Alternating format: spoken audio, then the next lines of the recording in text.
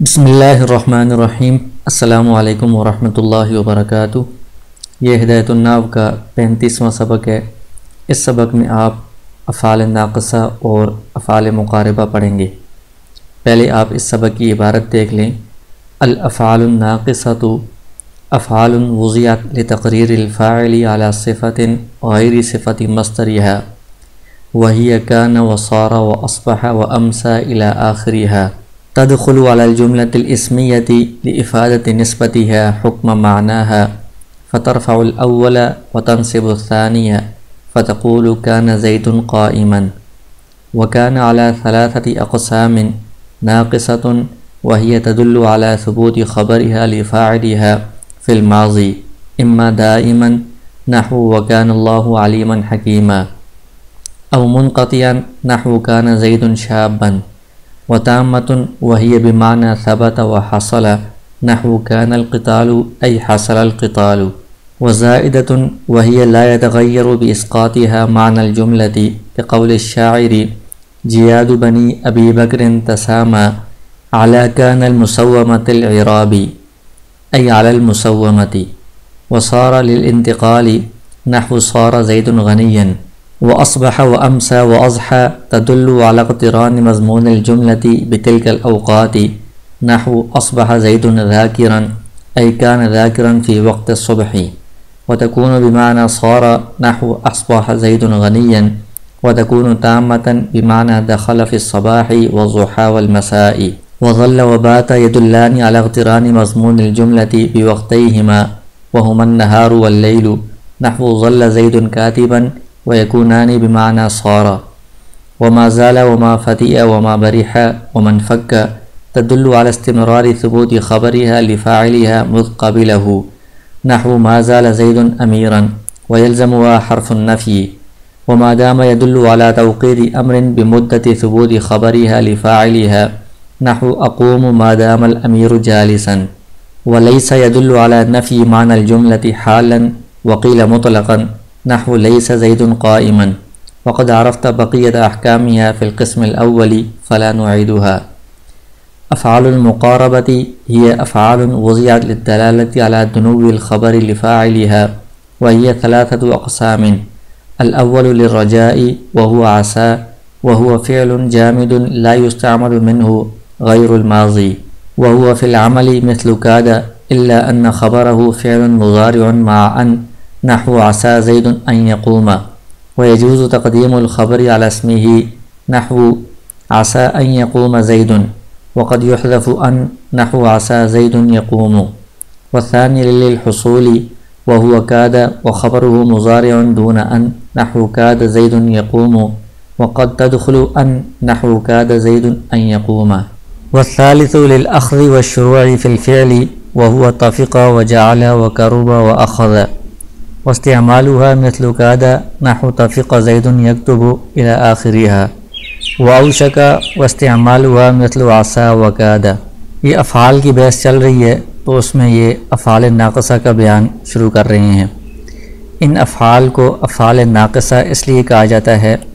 کہ جو عام فعل ہوتا ہے وہ اپنے فاعل سے مکمل ہو جاتا ہے، یعنی فاعل سے اس کا معنی پورا ہو جاتا ہے، لیکن یہ جو فعل ہے یہ اپنے فاعل کے ساتھ ساتھ ایک اور چیز کا بھی محتاج ہوتا ہے، اس کو خبر کہا جاتا ہے، یعنی اس کا معنی مکمل ہونے کے لیے فاعل کے ساتھ ایک اور خبر کی بھی ضرورت پڑتی ہے، تو اس لیے اس فعل کو ناقص کہا جاتا ہے کہ یہ صرف فاعل کے ساتھ تام نہیں ہوتا، مکمل نہیں ہوتا، ناقص رہتا ہے، ایک اور چیز یعنی خبر کی بھی اس کو معنی پورا کرنے کے لیے ضرورت پڑتی ہے۔ اس کی تعریف بیان کر رہے ہیں: افعال وضعت لتقریر الفاعل علی صفۃ غیر صفۃ مصدریہ، کہ افعال ناقصہ وہ افعال ہیں جن کو وضع کیا گیا ہے فاعل کو ثابت کرنے کے لیے ایسی صفت پر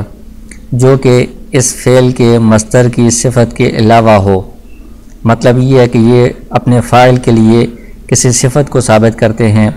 کہ وہ جو فاعل ہے، مثلا زید ہے، وہ کھڑا ہے یا بیٹھا ہے یا جانے والا ہے، اپنے فاعل کے لیے کسی صفت کو ثابت کرتے ہیں، اور وہ صفت ایسی ہے جو اس فعل کا جو مصدری معنی ہے اس کے علاوہ ہے۔ جیسے یہ آپ دیکھیں کان زید قائما، تو اس میں کان یہ فعل ناقص ہے، زید یہ اس کا فاعل ہے، تو اس نے زید کے لیے ایک چیز کو ثابت کیا ہے، وہ ہے آگے قائما، کہ زید کے لیے کھڑے ہونے کو اس نے ثابت کیا ہے۔ یہ جو کھڑا ہونا ہے جو اس فاعل یعنی زید کے لیے ثابت ہوا ہے، وہ کانا فعل کا جو اپنا مصدری معنی ہے کینونت یعنی ہونا، اس کے علاوہ ہے، یعنی کانا کا جو مصدری معنی ہے وہ ہے ہونا، اور جو قیام میں کھڑا ہونا وہ اس کے علاوہ ہے۔ تو کانا فعل ناقص نے زید کے لیے اپنے مصدری معنی یعنی ہونا، اس کے علاوہ ایک اور چیز کو، ایک اور صفت کو جو کھڑا ہونے والی صفت ہے، اس کو اس کے لیے ثابت کیا ہے۔ تو یہاں آپ دیکھیں کہ صرف کانا فعل ناقص کے بعد زیدن اگر کہا جائے کہ زید ہے تو اس سے کوئی معنی مکمل نہیں ہوتا، قائماً ایک اور چیز کی بھی ساتھ ضرورت پڑتی ہے کہ زید کھڑا ہے، تب یہ فعل ناقص کا معنی پورا ہوگا، تو اس لیے اس کو فعل ناقص کہا جاتا ہے۔ تو یہ افعال ناقصہ کون سے ہیں؟ کانا، صارا، اصبح، امسا الی آخریہ، تو باقی اس سے پہلے گزر چکے ہیں مرفوعات کے بیان میں کہ کانا کا جو اسم ہے وہ مرفوع ہوتا ہے، تو وہاں پر اس کے جتنے بھی افعال ناقصہ ہیں ان کا مکمل ذکر ہو چکا ہے، اس لیے یہاں پر مکمل نہیں لکھے، الی آخریہ کہہ دیا ہے۔ تو یہ آگے ان کی تفصیل بیان کر رہے ہیں۔ تدخل علی الجملۃ الاسمیہ، جملہ اسمیہ پر داخل ہوتے ہیں، یعنی مبتدا اور خبر پر یہ افعال داخل ہوتے ہیں۔ لافادۃ نسبتها حکم معناها، یہ جو جملہ اسمیہ ہے اس کی جو نسبت ہے، اس کے اندر جو نسبت ہوتی ہے اس کو یہ فائدہ دیتے ہیں اپنے معنی کے حکم کا، یعنی اس فعل ناقص کا جو معنی ہے وہ معنی یہ جملہ اسمیہ کی نسبت کے اوپر لاگو کرتے ہیں، اس کے اوپر اس معنی کا بھی اثر پڑ جاتا ہے۔ تو آگے جو مختلف افعال ہیں صار وغیرہ، ان کے ذریعے سے آپ کو اس کی تفصیل سمجھ میں آ جائے گی۔ فترفع الاول، یہ پہلے کو یعنی جو مبتدا ہوتا ہے اس کو یہ رفع دیتے ہیں، اب یہ کان کا اسم کہلائے گا۔ وتنصب الثانی، اور جو دوسرا ہوتا ہے یعنی جو پہلے خبر تھی اس کو یہ نصب دیتے ہیں، تو یہ اب کان کی خبر کہلائے گی۔ جیسے زید قائم تھا پہلے، زید مبتدا ہے، قائم خبر، جملہ اسمیہ ہے، اس پر یہ فعل ناقص داخل ہوا ہے، تو زید کو اس نے رفع دیا ہے جو پہلے بھی مرفوع تھا، اب یہ کان کا اسم ہے۔ قائمن کو اس نے نصب دیا ہے جو پہلے خبر مرفوع تھی لیکن کان کی اب خبر ہے، تو یہ کان کی خبر منصوب ہوتی ہے۔ وکان علی ثلاثۃ اقسام، کان کی پھر 3 قسمیں ہیں۔ ایک کان ناقصہ ہے جو یہاں پر بیان ہوا ہے، کان زید قائما، وہی تدل علی ثبوت خبریہ لفاعلیہ فی الماضی، تو یہ اپنی خبر کے اپنے فاعل کے لیے ثابت ہونے پر دلالت کرتا ہے ماضی میں، کہ ماضی میں یہ جو خبر ہے یہ اس فاعل کے لیے، اسم کے لیے ثابت ہے، یعنی کھڑا ہونا یہ زید کے لیے ثابت ہے۔ تو یہ خبر کا اسم کے لیے ثابت ہونا یا تو دائمی ہوگا، جیسے کان اللہ علیما حکیما، کہ علیم ہونا اور حکیم ہونا یہ اللہ تعالیٰ کے لیے دائمی ثابت ہے، ہمیشہ سے ثابت ہے، کبھی جدا نہیں ہوتا۔ او منقطعا، یا خبر کا اسم کے لیے ثابت ہونا وہ دائمی نہیں ہوگا بلکہ وہ خبر اس اسم سے جدا بھی ہو سکتی ہے، جیسے کان زید شابا، کہ زید جوان تھا، تو یہ جوانی زید کے ساتھ پہلے تھی لیکن یہ ہمیشہ نہیں ہے بلکہ اس سے جدا ہو جاتی ہے، یعنی ختم بھی ہو جاتی ہے۔ یہ کانا کی پہلی قسم ہے ناقصہ۔ دوسری قسم ہے کانا تامہ، وہی بمعنی ثبت و حصل، یہ ثبت یا حصل کے معنی میں ہے۔ تامہ اس لیے کہا جاتا ہے کہ یہ صرف اپنے اسم کے ساتھ یعنی فاعل کے ساتھ یہ کانا پورا ہو جاتا ہے، یہاں پر خبر کی ضرورت نہیں پڑتی، تو یہ پھر ناقصہ نہیں ہے بلکہ تامہ ہے۔ جیسے کان القتال، قتال ہوا، ای حصل القتال، یعنی قتال حاصل ہوا یا قتال ہوا، یہاں پر اس کا صرف ہونا معنی آ جاتا ہے، اس سے بات پوری ہو جاتی ہے۔ تیسری قسم میں کان زائدہ، وہی لا يتغیر باسقاطها معنی الجملۃ، کہ کانا کا وہاں پر کوئی معنی نہیں ہے، اگر اس کو ساکت بھی کر دیا جائے تو اس کو ساکت کرنے سے جملے کے معنی میں کوئی تبدیلی پیدا نہ ہو، تو یہ کانا زائدہ ہے۔ جیسے شاعر کا یہ قول ہے، جیاد بنی، میرے بیٹے کے جو عمدہ گھوڑے ہیں، جیاد عمدہ گھوڑوں کو کہتے ہیں، اور ابی بکر یہ اس بیٹے کا نام ہے، تسامہ وہ بلند ہیں، اعلیٰ پر، کان المصومۃ العرابی، مسومہ نشان زدہ گھوڑے جن کے اوپر عمدگی کا نشان لگا ہوا ہو، عرابی عربی گھوڑے۔ تو عربی نشان زدہ گھوڑوں پر بھی میرے بیٹے کے جو عمدہ گھوڑے ہیں وہ بلند ہیں، وہ ان سے اعلیٰ ہیں۔ تو یہاں پر ای علی المسومتی کانا کا کوئی خاص معنی نہیں ہے، کانا کو ہٹا بھی دیں تب بھی علی المسومتی سے معنی پورا ہے، معنی میں کوئی تغیر نہیں ہوگا، تو یہ کانا زائدہ ہے۔ وہ سارا اور افعال ناقصہ میں سے ایک سارا ہے، یہ انتقال کے لیے آتا ہے کہ ایک حالت سے دوسری حالت کی طرف منتقل ہونا، اس معنی کے لیے آتا ہے۔ جیسے سارا زید غنیًا، زید غنی ہو گیا، یعنی پہلے فقیر تھا تو فقر سے وہ غنا کی طرف منتقل ہو گیا ہے، یعنی غربت سے وہ مالداری کی طرف منتقل ہو گیا ہے۔ اصبح امسا اضحیٰ، اصبح کا مطلب ہوتا ہے صبح، یہ صبح کے معنی پر دلالت کرتا ہے، امسا شام کے معنی پر، اضحیٰ دوپہر کے معنی پر۔ تدل علی اقتران مضمون الجملتی بتلک الاوقات، یہ تینوں جملہ کا جو مضمون ہے اس کا ان اوقات کے ساتھ ملنے پر دلالت کرتے ہیں کہ جملہ کے اندر جو بات ہوئی ہے وہ صبح کے وقت ہوئی ہے یا شام کے وقت ہوئی ہے یا دوپہر کے وقت ہوئی ہے۔ جیسے اصبح سعید ذاکرا ای کان ذاکرا فی وقت الصبح، کہ زید صبح کے وقت ذکر کرنے والا تھا۔ اور کبھی کبھی یہ سارا کے معنی میں بھی ہوتے ہیں، یعنی منتقل ہونے کے معنی میں بھی، جیسے اصبح زید غنیا، یعنی زید غربت سے مالداری کی طرف منتقل ہو گیا۔ وتکون تامۃ بمعنی دخل فی الصباح والضحیٰ والمساء، کبھی کبھی یہ تینوں تامہ بھی ہوتے ہیں، جیسے اصبح زید تو مطلب یہ ہوگا کہ زید نے صبح کی، صبح میں داخل ہوا، یا زید دوپہر میں داخل ہوا یا شام میں داخل ہوا، تو پھر اس میں خبر نہیں ہوگی، یہ تامہ ہوں گے۔ وظل وبات یدلان علی اقتران مضمون الجملۃ بوقتیہما، ظل اور بات یہ بھی جملہ کا جو مضمون ہے اس کو اپنے وقت کے ساتھ ملانے پر دلالت کرتے ہیں۔ ظل کا مطلب یہ ہے کہ دن کے وقت یہ کام ہوا، بات کا مطلب ہے رات کے وقت یہ کام ہوا۔ جیسے ظل زید کاتبا، زید دن کے وقت لکھنے والا تھا، اور بات زید نائما، زید نے رات کے وقت گزاری ہے سوتے ہوئے، تو یہ دن کے یا رات کے وقت پر دلالت کرتے ہیں۔ یکونان بمعنی سارا، اور یہ دونوں بھی کبھی سارا کے معنی میں استعمال ہوتے ہیں، یعنی منتقل ہونا ایک حالت سے دوسری حالت کی طرف۔ آگے ما زال، ما فتیہ، ما بریح، من فکا، یہ سارے تدل علی استمرار ثبوت خبریہ لفاعلیہ مذ قبلہ،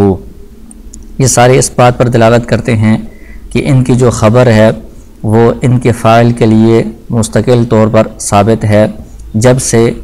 اس فاعل نے اس خبر کو قبول کیا ہے،